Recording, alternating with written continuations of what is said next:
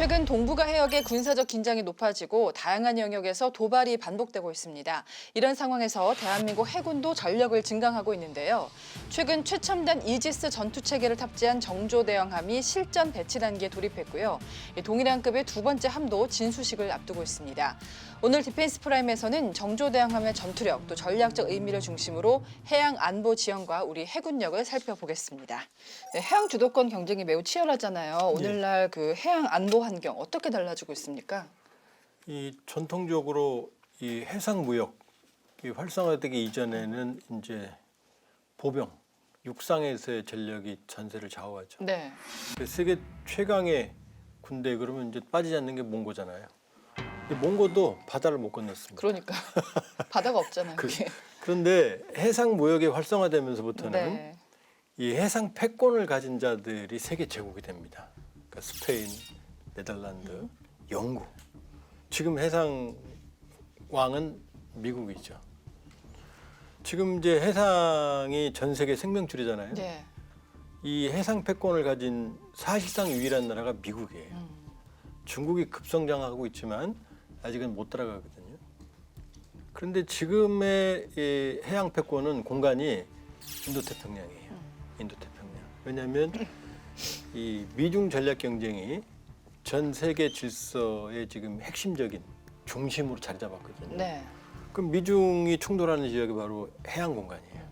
그러니까 미국 하면 떠오르는 건 헐리우드 전쟁 영화 보면 항상 항공모함이 먼저 가죠. 그러네요. 항모 전단. 네.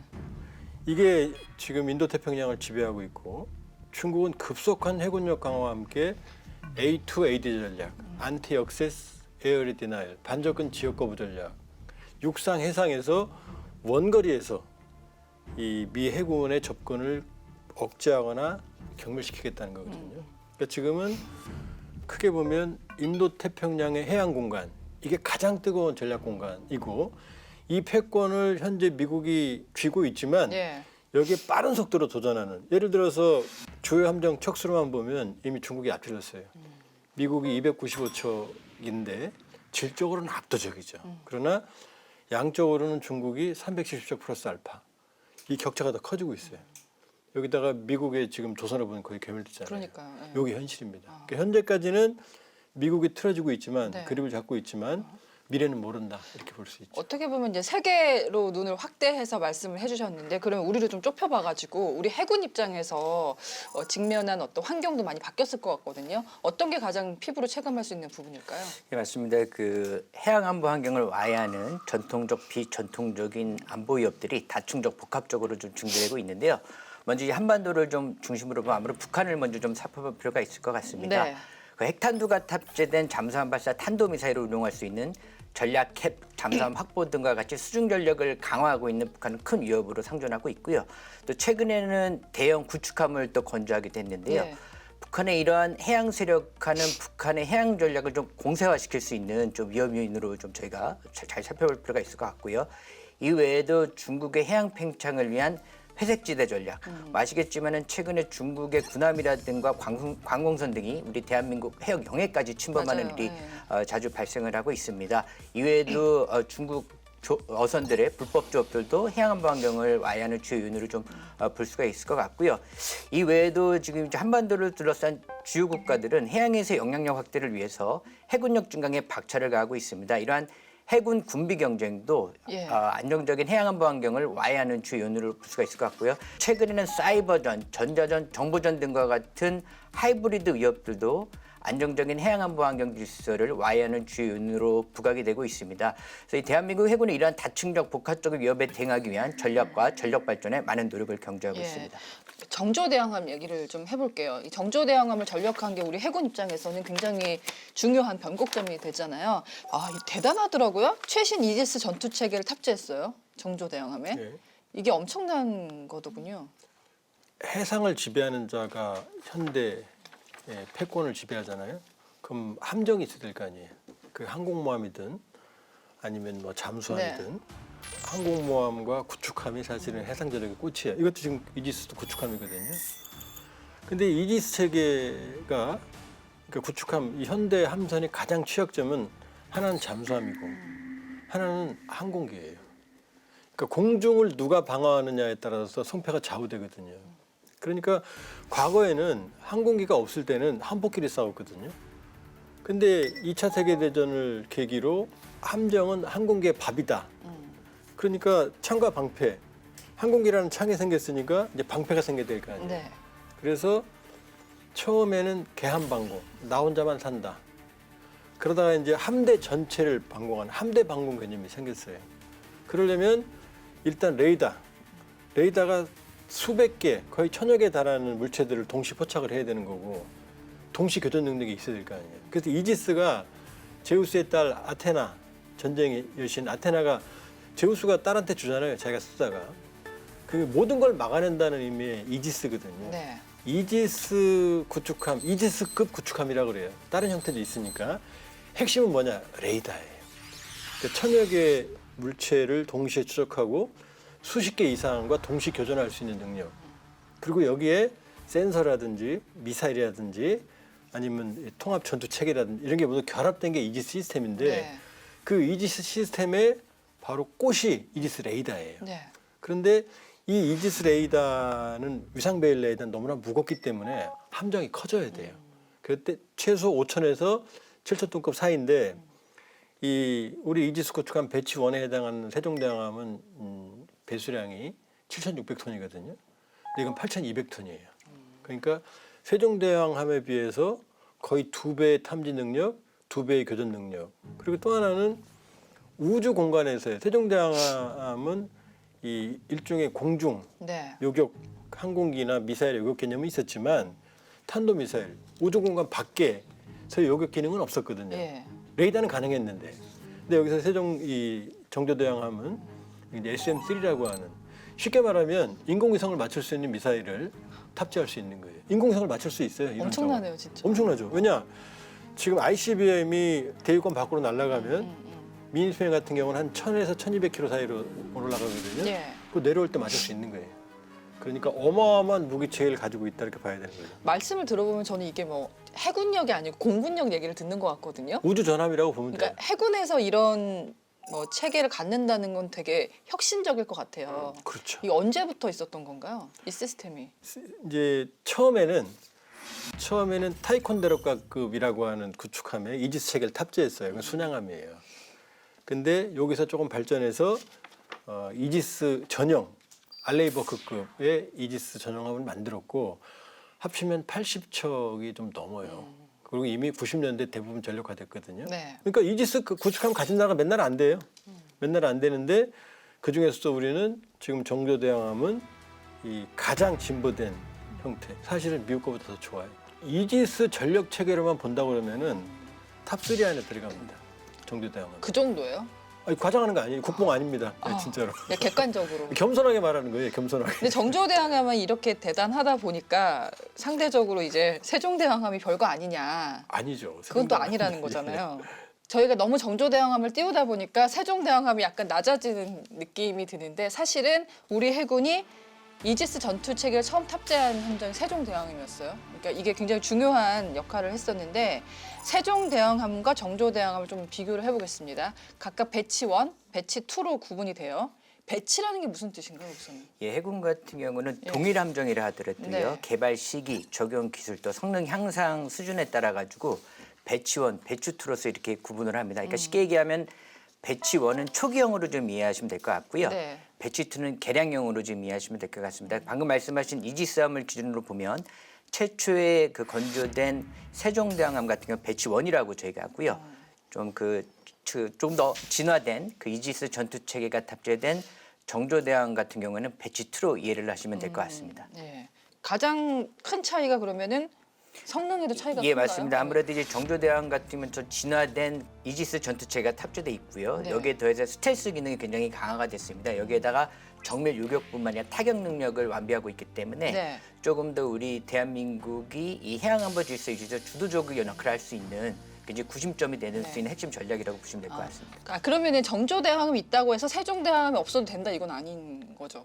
그렇죠. 다 그렇죠. 모든 같이. 해군 함정은 다 고유의 임무와 역할이 있기 때문에 네. 예, 그 통합 작전 개념으로 서로의 역할을 극대화시킬 수 있습니다. 그러니까 구축함 전력의 맥을 좀 짚어보면 이름이 다 어마어마합니다. 광개토 대왕함에서 시작을 해가지고 세종대왕함 또 정조대왕함으로 이루어지고 있는데 이 하나의 그 함이 나올 때마다 해군 전력이 얼마만큼 발전한 걸까요? 예, 좀 잘 지적해 주셨습니다만은 우리나라 구축함의 역사를 보면 이제 대표적으로 이제 광개토 대왕함이 건조가 됐고요. 그다음에 세종대왕함, 정조대왕함까지 건조가 되면서 질적, 양적인 부분에 굉장히 진화적인 발전을 거듭해 왔습니다. 네. 1998년에 광개토 대왕함이 건조가 됐는데요. 이 함정은 우리 해군의 독자 설계로 건조된 최신의 전투 함정이고요. 당시에 그 한미 연합 작전에서도 굉장히 효과성을 발휘를 했었습니다. 또 이에 더해서 이 해상에서의 다층 방어 체계라는 어떤 개념을 좀 저희가 새롭게 정립할 수 있는 핵심 전력으로서도 좀 의미가 있었고요. 네. 특히 자주국방이라든가 어떤 기동함대의 서망을 알렸다는 데서 굉장히 큰 의미가 있는 함정이라고 보시면 될 것 같고요. 그 이후에 발전된 그 건조된 세종대왕함 같은 경우는 최초의 이지스 체계 함정입니다.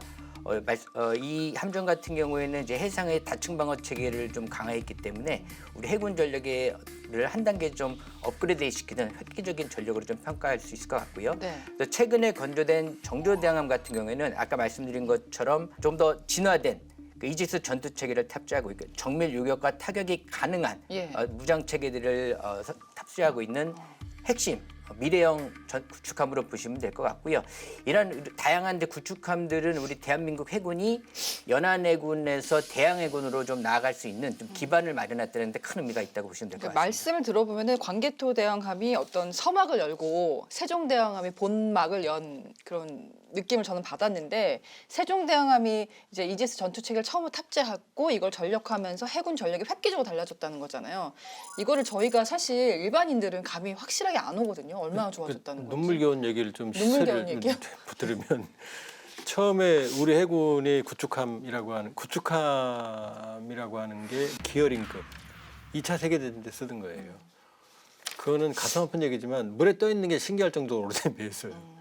한번 출항하려고 그러면 몇 시간 동안 전기 터빈을 돌려야 됐고. 그런데 중요한 건 뭐냐면은 그래도 기어링급이 무장 펀치력은 강했는데 비행기에서 날아오는 그 미사일을 막을 수 있는 기능은 전혀 없었어요. 그냥 한포 사격으로 맞춰야 2차 세계적인 개념이었거든요. 네. 처음으로 정말 자부심을 갖고 만든 게 울산급과 포항급 호위함 PCC거든요. 네. 1200톤, 1800톤급. 그걸 통해서 우리가 비약적으로 조선 기술을 확보를 했어요. 근데 이 포항급이나 울산급도 이게 방공 능력이 없었어요. 그래서 눈물 나는 얘기지만 휴대용 맨패드, 미스트랄 같은 거 휴대용 지대공 미사일로 겨우 방어하는 수준이었고 안 되죠. 그리고 처음으로 도입한 게 이제 KDX1, KD1이죠. 광개토함. 이건 개함 방공이었어요. 개함 방공은 뭐냐면 내 몸 하나만 보호한다는 거예요. 그러다가 이제 이게 KD2에 들어가서 이제 이 이순신급에서 드디어 이제 이 초보적인 함대 방공이 가능해졌고, 그 다음에 이제 본격적인 이지스의 문을 연 게 2009년 전력화된 세종대왕함인데 이게 왜 중요하냐? 말씀드렸지만 동시 교전 능력, 다층 교전 능력, 그 다음에 원양 작격 능력, 그 다음에 전략적 투산 능력. 무슨 얘기냐면 지금 지구 공면 효과로 인해서 가까이 있을수록 잘 보거든요. 그러니까 이지스는 말씀드렸다시피 1000km 내외의 탐지가 가능해요. 네. 그럼 북한의 미사일이 올라오면 인공위성이 실시간으로 보지 않는 한 가장 먼저 발견하는 게 세종대왕함이에요. 왜냐하면 이 레이더를 보니까 일본과 미국보다 훨씬 빨리 탐지해요. 그러니까 세종대왕이 없을 때는 가르쳐줘야 되죠. 미군이 야 쐈다 그럼 알았어 하고 바로 적었는데 한번 돌아갔다 그렇죠. 와야 되네요. 네. 야 안 알아 줄 몰라요. 근데 지금은 북한에 있는 모든 항공 움직임을 손바닥 보듯이 봅니다. 그 정도예요? 그 정도예요. 전부 볼 수 있어요. 그리고 심지어 요격 능력도 있는 거죠. 네. 그런데 이 세종대왕 배치1에서는 이 요격 고도에 제한이 있었는데 이제 이 정조대왕까지 오면 이제 우주 공간까지 커버가 가능해. 그러니까 탄도탄 미사일 방어 능력. 그러니까 사실은 그 우주 해군으로 가고 있는 거예요. 우주 해군으로 가는 우주 의미를 해군으로 갖고 가고 있는 있다. 거예요. 저는 궁금한 게 저희가 아주 좋은 뭐 함이 계속 나오고 있는 건 알겠어요. 그럼 실전에서 이게 활약한 바가 있냐? 취역 초기였는데 세종대왕함이 엄청난 활약을 했다고. 네, 맞습니다. 저희 세종대왕함은 취역 이후에 실질적인 작전 능력을 입증을 했었는데요. 방금 말씀하신 2009년도에 북한이 대포동 2호 미사일을 발사했습니다. 그때 저희 세종대왕함이요. 울릉도 동북방향에서 발사한 지 15초 만에 탐지를 했습니다. 그리고 예. 북한이 은하 3호 대륙간 탄도 미사일을 발사했는데요. 그때도 연합군보다 더 앞서 가장 먼저 연합군보다 앞서. 그렇습니다. 먼저 탐지를 해서 우리 합참이라든가 연합군에 그 정보를 공유를 했습니다. 예. 이러한 사례들을 봤을 때 당시에 이러한 세종대왕함의 능력이 우리 한반도의 대공 방어 미사일을 좀 주도적으로 좀 방어할 수 있는 그런 좀 능력을 입증했다는 데 있어서 큰 의미가 있다고 보시면 될까요? 기후가 좀 이상한지 모르겠는데 거의 운전면허 바로 딴 사람이 막 쫓아가가지고 도둑도 잡고. 맞습니다. 특히 그 2009년도 대포동 2호 미사일 접촉 같은 네. 경우에는 당시에 이제 세종대왕함이 시험 평가 단계에 있었어요. 시험 평가 단계였어요. 그럼에도 불구하고 그런 성능을 입증했다는 것은 굉장히 큰 네. 의미가 있다고 보시면 될 것 같습니다. 그렇군요. 정조대왕함으로 넘어가 보면은 여기는 탄도미사일 요격 능력이 더해졌어요. 근데 말씀하신 대로 요격 능력이 높아지려면 가능하려면 레이더가 제일 중요하잖아요. 네. 구체적으로 어떻게 강화가 됐습니까? 거의 2배 정도. 핵심이 SPY 1D 그 5형 5급인데 거기서 가장 발달된 시스템이 탑재되어 있다고 보시면 되는 거고요. 근데 재밌는 말씀을 드리면 처음에 이 함대공 미사일은 이제 VLS 수직 발사기가 아니었어요. 두 개 달린 2연장 같은 걸 썼거든요. 시스페로 같은 거를. 근데 지금 한 발 두 발 쏘면 다시 제작자한테 시간이 걸리잖아요. 네. 그래서 나온 거 VLS. 쉽게 말하면 컨테이너를 세로로 세워서 집어넣는 거예요. 여기 미사일이 들어있는 거거든요. 세종대왕함에는 그 VLS가 128셀이에요. 그 미사일이 128개 들어있어요. 7,600톤에. 근데 여기가 재밌어요. 정조대왕함은 600톤이 늘어났잖아요. 근데 128셀이면은 한 그래도 그 한 150은 돼야 될 거 아니에요? 근데 84셀의 셀이 줄어요. 아, 뭐 또 하나하나의 능력은 더 좋아졌다는 건가요? 그 얘기죠. 아. 그러니까 뭐냐면 이 VLS 컨테이너 크기가 어마어마하게 커진 거죠. 그러니까 아까 말씀드렸던 SM3 같은 경우는 우주가 날아가 하나가 로켓이에요. 가격이 한 발에 200억 원 정도 합니다. 이게 하나가 로켓이라고 보시면 돼요. 예, 쏠 일이 생기면 안 되겠네요. 그렇죠. 쏘고 나면 이제 후회하죠. 아, 이거 200억 원 날라갔는데. 그러니까 이 정도로 운영하려니까 첫 번째 이게 셀이 커진 거고 크기가 셀은 줄어든 거 수고. 두 번째는 뭐냐? 대지 공격력입니다. 더 커진 VLS는 뭘 의미하느냐? 여기에 현무4나 같은 강력한 타격력을 가진 함대지 미사일을 전략 타격 능력을 키운 거예요. 그러니까 왜 셀이 줄었지? 셀이 줄었지만 파괴력은 극대화됐다. 그러니까 전략적 능력이 이 획기적으로 고양된 게 정조대왕함이다. 그러니까 더 자세히, 더 멀리, 더 많이 보고 더 세게 때린다 이렇게 보면 되는 거죠. 아니 정말 지금 잘 보는데 잘 막는다는 말씀이잖아요. 이게 어떻게 입증된 게 있어요? 맞습니다. 좀 말씀해 주신 것처럼 세종대왕함이 먼저 보는 눈이라고 하면은 이제 정조대왕함은 먼저 막을 수 있는 방패 역할이 네. 좀 강화된 함정으로 좀 보시면 될 것 같습니다.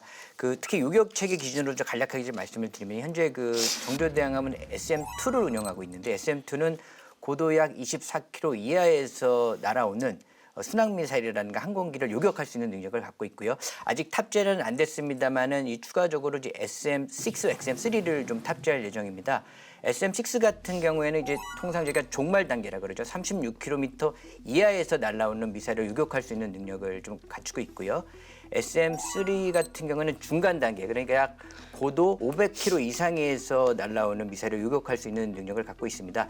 향후 정조대왕이 이러한 미사일 요격 체계를 확충하게 될 경우에는 다층 미사일 방역 체계가 확충이 되면서 한반도 이제 미사일 방공책이 있어 획기적인 좀 역할을 할 수 있을 것이라고 생각이 들고요. 특히 현재 지상에서 운용 중인 천공, 패트리어트, 사드와 같은 지상 요격 방공 체계의 좀 취약점을 보완함으로써 네. 우리 한반도의 미사일 방어 체계를 좀 더 입체적으로 강화시킬 수 있는 핵심 자산으로 좀 기능할 것으로 예상을 합니다. 근데 문제는 북한이 쏘아올린 미사일이 한 가지 종류가 아니잖아요. 네. 뭐 되게 많아요. IRBM, ICBM, 네. 고고도 탄도 미사일 정말 위협 수위를 계속 높이고 있는데 만약에 북한이 이런 미사일들을 도발을 했어요. 이럴 때 정조대왕함이 어떤 식으로 이제 그 방공 체계가 작동하게 될까요?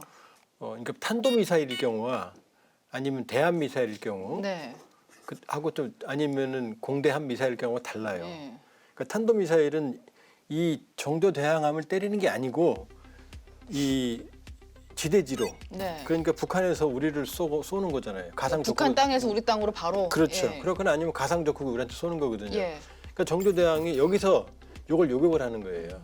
나를 보호하는 게 아니라 그 탄도 미사일 요격하는 거거든요. 예. 그러니까 말씀드렸지만은 ICBM이나 IRBM은 최대 1,000km 내외로 올라갔다 내려오거든요. 예, 예. 그럼 내려올 때 한 500km 내외에서 예. SM-3로 요격을 하는 거죠. 그러니까 예. 우주 공간에서 터지는 거예요. 우주 공간에서. 근데 여기서 못 막으면 이제 내려오면은 사거리 25, 35에 해당하는 SM2나 SM3가 막는 거죠. 예.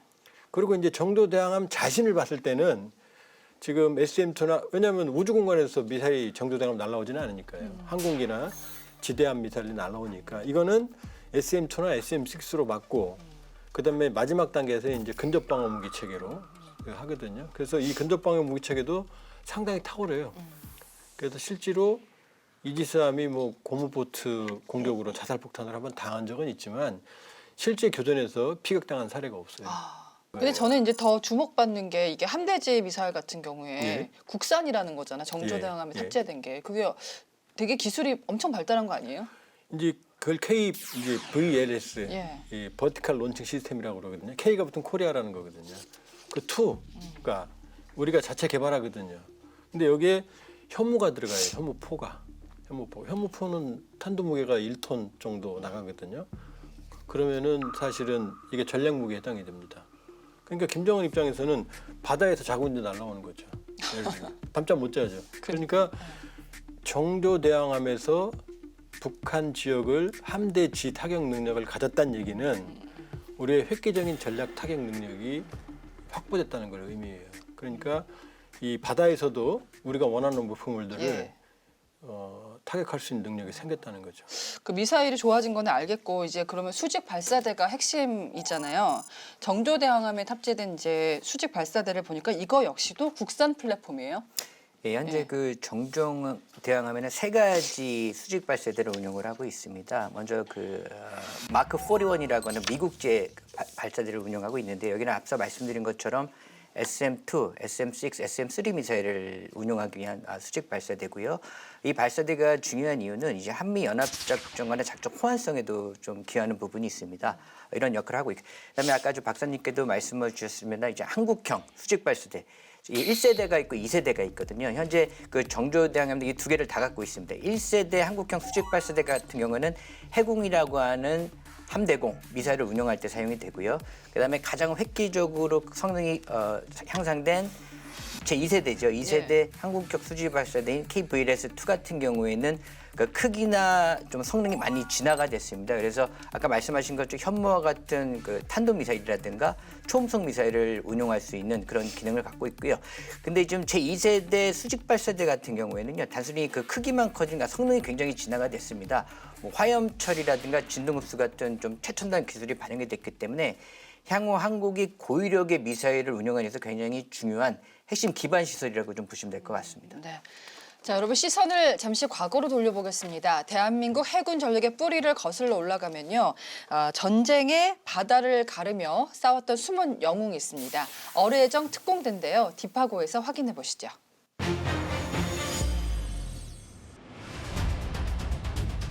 길이 24m, 무게 50톤. 비록 작지만 대한민국 함정 중 가장 빠른 속도로 바다 위에서 활약한 6.25 전쟁의 공신이 있습니다. 은밀하게 기습적으로 우리 해군의 해안 작전을 이끈 주역들. 고속어뢰정을 필두로 한 대한민국 해군 어뢰정 특공대입니다. 칠흑같이 어두운 밤, 바다 위에 배 한 척이 떠 있습니다. 누구도 눈치채지 못하도록 엔진에는 천을 덮은 상태인데요. 천천히 조심스럽게 육지 가까이 접근하는 배. 멀리서 희미한 불빛이 보이기 시작하자 때를 기다렸다는 듯 조명탄을 쏘아 올립니다. 그리고 해안선을 따라 달리는 기차의 위치를 파악한 뒤 다시 함정의 방향을 틀어 로켓포와 기관총으로 사격을 시작하는데요. 뒤이어 엔진을 최고 출력으로 끌어올리고 사격을 퍼부으며 해안을 벗어납니다.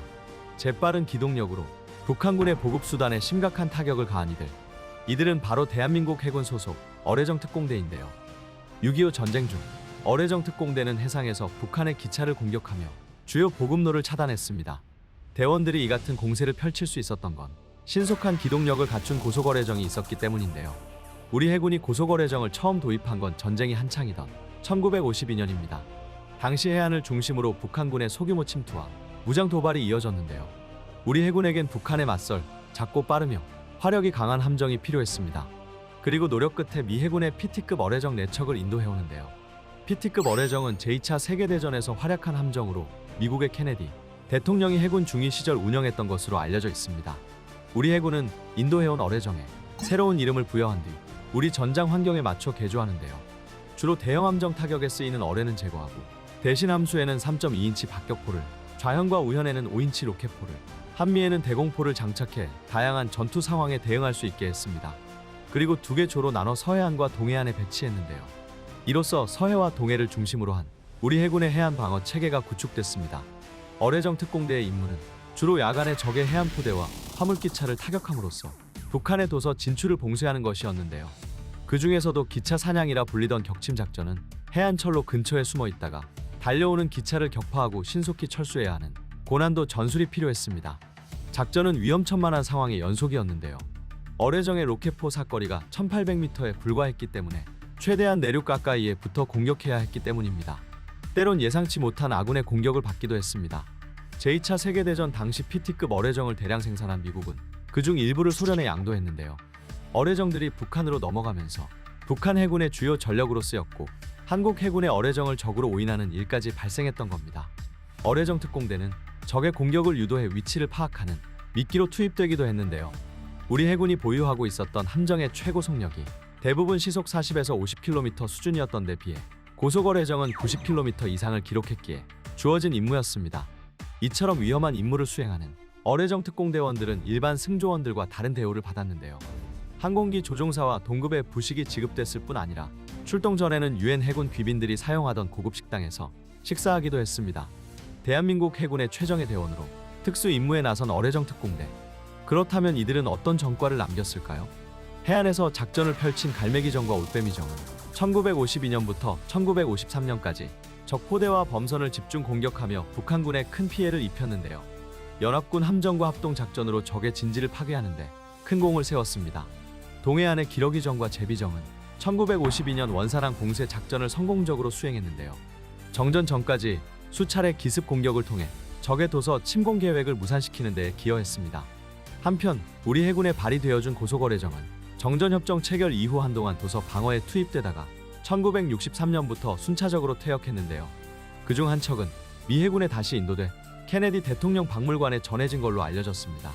때로는 은밀하게, 때로는 기습적으로 적진 깊숙이 침투해 해양 안보를 수호한 어뢰정 특공대. 대한민국 바다와 우리 모두를 지킨 이들의 공로는 영원히 빛날 것입니다. 지금까지 딥하고였습니다. 저희가 구축함 얘기하고 있는데요. 이 핵심 임무 중에 하나가 적 잠수함의 위협을 탐지하고 무력화하는 거잖아요. 최근에 또 북한이 신형 잠수함을 선보였어요. 여기에는 SLBM이 탑재되어 있는데 우리 해군 구축함의 대잠 능력이 잘 대응할 수 있을까요? 물론 북한을 무시하면 안 됩니다. 네. 안 되는데 북한이 잠수함 척수로는 세계적이에요. 뭐 7, 80척에 해당하거든요. 그러나 다 만들어진 지 40년 내외 되는, 그러니까 잠수함은 2차 세계대전까지만 해도 잠수함은 지금처럼 이렇게 안 생겼어요. 수세처럼. 그냥 배처럼 생겼어요. 평상시에는 배로 다니다가 전투할 때만 자망을 합니다. 그리고 뜨고. 근데 여기서 조금 발전된 게 로미오급이거든요. 북한은 이 로미오급이 주축이에요. 그러니까 현대전에는 부합하지 않습니다. 장기간 자막 능력도 없고, 또 하나는 이 물속은 레이더가 안 들어가기 때문에 네. 소나, 수중 청음으로 듣거든요.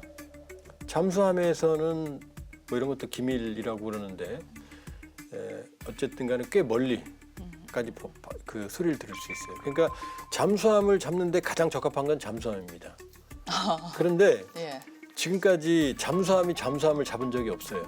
수중에서. 왜요? 영화에 나오는 거 다 거짓말이에요. 한 번도 잠수함 대 잠수함 교전이 있었던 적이 없어요. 왜 안 돼요? 그만큼 물속에서 서로 싸우기 어렵다는 얘기예요. 발을 찾기라는 얘기예요. 제일 좋은 거는 잠수함이, 그러니까 미국 항모 전단이 가면 밑에 공격 잠수함이 따라다녀요. 잠수함을 막기 위해서. 그러니까 잠수함이 제일 좋은데 그 다음이 이제 구축함이거든요. 소나가. 그러면 이 구축함에 함수 소나가 있어요. 맨 앞부분이 튀어나온 부분. 그다음에 이걸로는 사실은 구축함 자체에 소음이 많기 때문에 예인 소나라고 있거든요. 이 줄을 달아서 길게 1, 2km까지 끌고 다니는 거거든요. 그런 능력은 정조대왕함 정도, 세종대왕, 정조대왕 아니 이순신급, 그다음에 광개토급도 다 이 대잠 능력은 있어요. 그런데 이 세종대왕, 정조대왕함에 오면은 탁월한 탐지 능력이 있고, 그다음에 아수록이라고 그래서 이제 잠수함을 잡는 미사일이에요. 그러니까 저걸 어딘지 위치를 알면 거기까지 이 미사일 같은 이 안에 어뢰를 실은 그걸 이 컨테이너를 쏘는 거죠. 그럼 그 상공에서 투하돼서 이제 어뢰가 찾아서 들어가는 거거든요. 그러니까 상당히 진보된 시스템을 가지고 있다고 봐야죠. 말씀대로라면 정조대왕하면서 음파를 탐지하는 소나 능력이 대폭 향상됐다는 거잖아요. 이것도 뭐 국산 기술이 많이 들어간 건지. 네, 맞습니다. 네. 일단은 현대해전에서 이 잠수함을 먼저 탐지하고 대응하는 게 이 전투의 승패를 잡는 핵심 요인이라고 할 수 있습니다. 여기서 가장 중요한 게 소나, 음파 탐지 체계라고 할 수 있는데요. 그 좀 보셨을 거예요. 우리가 잔잔한 곳에서 돌을 딱 떨어뜨리는 파장이 일어나지 않고 똑같습니다. 소나의 원리도 이 소리를 쏘게 되면 음파가 이제 그 물이라는 매질을 통해서 표적에 다가가면서 반사되는 소음을 통해서 그 표적의 위치를 저희가 위치 정보를 확인할 수가 있거든요. 그 박사님께서 말씀해주신 것처럼 이제 정조당하면 두 가지 타입의 이제 핵심 소나 체계를 통합 소나 체계를 갖고 있는데요. 먼저 이제 함수의 위치에 있습니다. 그래서 우리가 선체 고정 소나라고 얘기를 하는데요. 이 정조대왕함에 탑재되어 있는 선체 고정 소나는요. 그 해상에서의 아주 복잡한 그 잡음들을 좀 쉽게 제거를 하고요. 저소음으로 접근하는 디젤 잠수함이라든가 공기 부려 추진 잠수함들을 심석하게 탐지할 수 있는 네. 민감도가 굉장히 향상이 됐습니다. 이에 더해가지고 예인 소나를 또 운영을 하고 있는데요. 원교류여서 아주 정밀하게 표적을 탐지할 수 있는 능력이 있기 때문에 예인형 소나에서 예인형이 뭐예요? 예인이라는 건 말 그대로 이제 저희가 선을 달아가지고 그 예인을 하면서 이제 탐지를 끌어당긴다는 거죠? 그렇기 네. 때문에 아무래도 선체 고정형보다는 먼 거리에서 표적을 탐지하고 선제적으로 대응할 수 있는 좀 장점이 있다고 좀 보시면 될 것 예. 같습니다. 요건 어떻게 돼요? 해상작전 헬기가 있잖아요. 이게 진짜 대잠 작전에서 좀 입체적으로 대응할 수 있게 하는 그런 능력을 갖고 있는데, 미 해군의 해상작전 헬기 이름이 시오크예요. 이게 전력화할 예정인데 이걸 많이 배치하게 된다면 어떤 효과를 기대할 수 예, 있을까요? 맞습니다. 현재 저희가 그 시오크 말씀하신 그 해상 작전 헬기를 2025년도까지 저희가 좀 도입을 하려고 하고 있고요. 2026년도에는 전력화를 목표로 좀 추진 중에 있습니다. 근데 이 시오크라고는 해상 작전 헬기가 단순히 어떤 전력의 증강만을 의미하는 게 아니라 이 통합 대잠 작전을 수행하는 굉장히 효과적인 전략 수단으로 좀 저희가 평가를 할 수 있을 것 같고요. 일단은 시오크 같은 경우에는 지금 전 세계에서 작전율성이 좋은 대잠 헬기로 지금 전평에 나 있습니다. 먼저 이 어뢰를 좀 투하할 수 있고요. 수중, 해상 표적을 일관되게 추적할 수 있는 그 연속성을 좀 확보하고 있습니다. 여기에 더해서 저주파 디핑 소나라든가 소노뷰를 탑재하고 있고요. 또 전술 링크를 통해서 공중에서 습득한 정보를 실시간에 해군 함정에 보낼 수 있는 그 링크 체계가 구축돼 있기 때문에 통합 대잠 작전을 수행하는 데 굉장히 효과적인 네. 전략 수단으로서 좀 기능을 할 것 같고요. 아무래도 이제 공중에서 대잠 작전을 한다는 것은 그만큼 대잠 작전의 공간 범위가 넓어진다는 좀 그런 장점도 저희가 생각해 볼 수 있을 것 같습니다. 제가 이것 좀 물어볼게요. 지금 저희가 구축함 위주로 여쭤봤잖아요. 네. 이제 수상함 배 위에 떠 있는 그 함들 전력을 좀 짚어봤을 때 우리 해군의 수상함 전력을 전반적으로 봤을 때 어떻게 짜여 있다고 볼 수 있을까요? 사실 왜 한숨을 쉬세요? 네. 우리가 지금 갑갑한가요? 그 재수가 있는 건지 없는 네. 건지 1, 2, 3, 4위 사회에 끼어 있거든요. 미국, 아, 러시아, 중국, 일본. 우리가 있어서 그렇지. 그러니까 동맹과 적국과 뭐 어떤 어쨌든 우리 주변국이에요. 아, 그러네. 우리 주변국이 샌드위치 우리를 좀 샌드위치. 떼다가 네. 뭐 남미에 놓거나 아니면 아프리카에 놓으면은 아프리카 전체하고 싸워도 이길 정도라고 볼 수 있어요. 지금 이제 연안에서는 참수리 계량형 참수리 이 고속정이죠. 이것도 무지막지한 과무장이에요. 그 다음에 여기에 이제 윤영함 500톤급. 그 다음에 이제 여기에 이제 이 울산급, 포항급을 이제 그 대체하는 3,000톤급 내외에 이제 인천급, 대구급으로 가고 네. 그다음에 이제 이미 우리한테 영광을 줬지만 이제 노후한 이제 광개토 KD 3,700톤급. 그다음에 이제 4,500톤급 이제 이순신급. 그다음에 이지스 체계가 있고 여기에 이제 대잠 초계기 세력들이 또 현대화됐어요. 이 얘기를 하면 좀 가슴이 좀 먹먹한데 왜요? 얼마 전에 이 P3C 오라이언이 추락을 해서 많은 분이 순직을 했거든요. 네. 왜냐하면 우리가 대잠 초계기는 필요한데 예. 미국의 그 비행기 무덤에 가서 옛날 거 가져다 개조해서 잘 썼거든요. 근데 드디어 이 포세이돈 아까 이름 얘기했잖아요. 네. 포세이돈 멋있죠 바다의 신. 그렇죠. 포세이돈이 들어왔어요. P3C 오라이언은 이제 프로펠러기이기 때문에 탐지 고도 능력 범위 한계가 있어요. 근데 포세이돈은 제트기거든요. 그러니까 광범위한 지역을 이 단기간에 그다음에 공격력도 획기적으로 배가 된 포세이돈까지 전력화됐거든요. 그러니까 대잠 능력도 지금 링스, 와일드캣, 이제 시오크까지 그다음에 이제 대잠 초계기까지 최첨단. 포세이돈은 최첨단이에요. 미국도 주전력이거든요. 그 정도로 본다 그러면은 우리 해상 전력은 상당히 촘촘하다. 다만 이제 미일 종로에 껴 있어서 빛을 발휘하지 못하고 있다. 어떻게 환경이 강하게 만든 거네요. 그럴 수도 있어요. 예. 왜냐하면 우리 비교 대상이 1, 2, 3, 4이니까. 그러니까 정조대왕함이 이제 앞으로 기동함대 사령부에 배치될 예정이잖아요. 기동함대 사령부는 어떤 곳이에요? 이 기동함대 사령부는 아주 신속한 기동력과 또 원해 작전을 담당하는 해군의 핵심 지휘부라고 보시면 될 것 같습니다.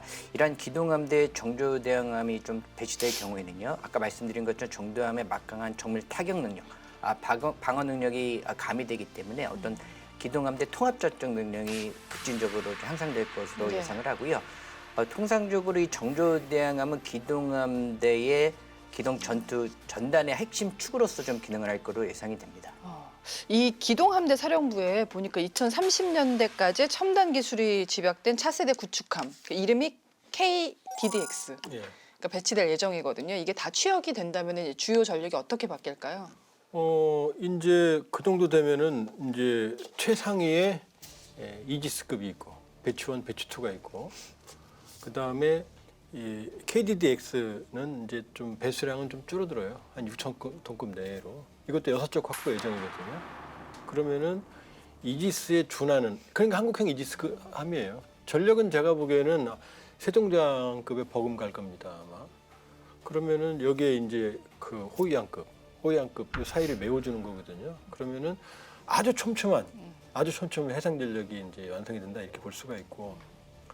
또 하나는 이제 정조대왕함이 왜 중요하냐면 우리가 북한의 핵미사일에 대해서 북한의 위협에 대해서 한국형 삼축 체계를 운영을 하고 있거든요.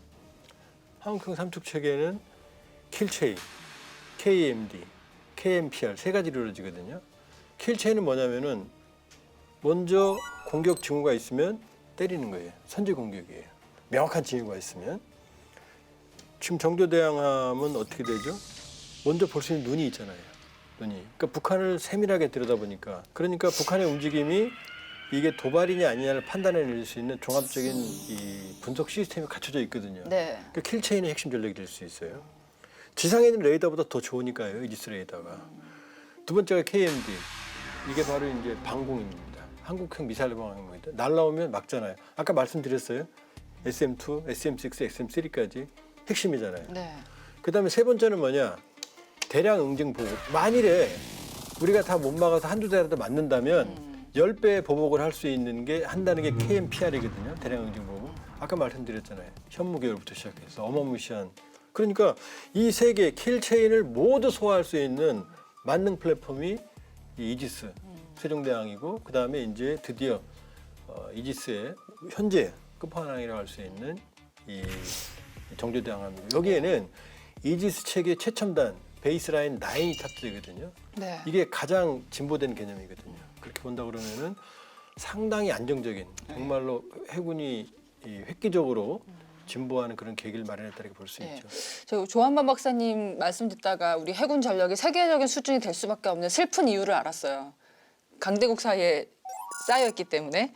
그러면 어떤 면에서 뭐 세계적인 수준이라고 저희가 자신 있게 말할 수 있는 거 포인트를 몇 개 찝어주신다면요. 최신의 이지스 전투체계를 탑재한 구축함을 건조할 수 있는 국가는 많지가 않습니다. 그만큼 한국은 어떤 기술적 자립성이라든가 운영 능력이 있어서 세계적 수준에 도달했다는 평가를 할 수가 있을 것 같고요. 또 이제 간략하게 좀 말씀을 드리면 이러한 것들이 단순히 어떤 전력의 추가가 아니라 지금까지 우리가 좀 노력해온 결과라고 볼 수 있을 것 같은데요. 이제 국제적 위상과 또 더해서 자주국방 능력이 함께 성장해온 좀 결과가 아닐까 이렇게 생각을 합니다. 예. 아니 그런데 그럼에도 불구하고 우리가 아무리 이제 성장한다고 해도 말씀하신 대로 중국, 일본 뭐 이런 주변국들한테 둘러싸여 있는 거를 부정할 수가 없잖아요. 이 환경은 바뀌지 않잖아요. 그럼 해군이 어떤 전략적 방향으로 좀 대응을 해야 될지 이제 이게 우리, 뭐 안보적으로는 대립할 수도 있지만 또 사이좋게 지내야 되는 국가들이거든요. 우리 그런데 예. 사이가 좋으려면 무시를 안 받아야 돼요. 우리가 강해야 되는 그렇죠. 거예요. 예. 우리가 강해야지. 쟤 건드리면 큰일 나. 이래야지 잘하지. 툭툭 건드렸는데도 가만히 있으면 맨날 죄박히죠. 가만히 있으면 가만히인 줄 그렇죠. 알더라. 그래서 예. 지금은 우리는 연안 해군을 벗어나서 이제 원양 함대, 기동 함대까지 지금 확보를 했거든요. 네. 그렇게 보면 기동 함대, 원양 함대가 왜 중요하냐면 멀리 간다를 떠나서 이걸 만들려면은 종합적인 이 체계적이고 짜임새 있는 함대를 구성을 할 수 있어야 되거든요. 그러니까 이젠 원양 작전 능력까지 확보되는 개념으로 나가야 된다. 그런 면에서 본다 그러면은 이제 아쉬운 게 두 개가 있죠. 하나는 항공모함, 한국형, 하나는 핵추진 잠수함. 여기에선 이 여론이 갈립니다. 그러나 핵추진 잠수함과 만일에 한국형 항공모함까지만 갖춰진다 그러면 아무도 못 건드리는 거예요. 언터처블이라고 볼 수 있죠. 언터처블. 저는 또 하나 더 보태고 싶은 게 말씀 중에 저희 우주 얘기가 몇 번 나왔었거든요. 그러니까 해군의 영역이 좀 더 많이 확장돼야 되는 거 아닌가. 어떻습니까? 맞습니다. 네. 이제 기본적으로 바다, 해양의 영역이 광활하듯이요. 뭐 이렇게 분절적으로 좀 생각하기는 어려울 것 같고 박사님께서 말씀해 주셨습니다만 이제 제가 서두에서 말씀을 드렸던 것 같습니다. 이제 주변국들은 해양에서의 국익 제고를 위해서 해군력 증강에 국가적인 노력을 좀 기울이고 있습니다. 대한민국도 이제 해양국가로서의 정체성이 있고 또 해양의 의존도가 굉장히 높은 나라거든요. 그럼요. 삼면이 바다니까. 그렇죠. 예. 경제적으로나 안보적으로나 그렇다고 우리가 주변에 있는 강대국과 똑같이 할 수는 없거든요. 그렇죠. 제한된 자원 네. 때문에요. 그래 우리는 뭔가 좀 차별화된 전략을 좀 추진할 필요가 있을 것 같아요. 해군 입장에서 보다면은 좀 효과성에 기반한 다기는 전략 플랫폼을 좀 저희가 강화를 시켜서 통합 작전을 좀 수행할 수 있는 그런 전력 확충이 좀 필요할 것 같고요. 요즘 AI라든가 유무인 체계 같은 어떤 신흥 기술 기반의 어떤 전투 체계 확보 또 이러한 것들이 국산화되는 어떤 이런 구조적인 부분까지도 볼 수 있어야 될 것 같고요. 그리고 마지막으로 무엇보다 중요한 것은 저희가 오늘 해군 전력에 대해서 많이 얘기를 했습니다만 이 해군 전력이라는 것은 그 특수성으로 인해 가지고 이 확보 과정에서 많은 재원과 시간이 소요되는 장기적인 프로세스입니다. 그래서 이를 위해서는 어떤 국민적인 관심도 중요하지만 이 국가 정부의 좀 일관된 정책적 관심과 지지가 무엇보다 필요하다고 생각을 합니다. 네, 정조대왕함에 전력하는 대양 해군으로의 비전을 상징합니다. 동북아를 넘어 태평양과 인도양까지 우리 해군은 바다를 설계하는 첨단 해군력으로 나아가고 있습니다. 자, 디펜스 프라임 오늘 내용 여기까지입니다. 저희는 매주 금요일 밤 10시 KFN 또 유튜브 채널에서 동시에 여러분을 찾아갑니다. 고맙습니다.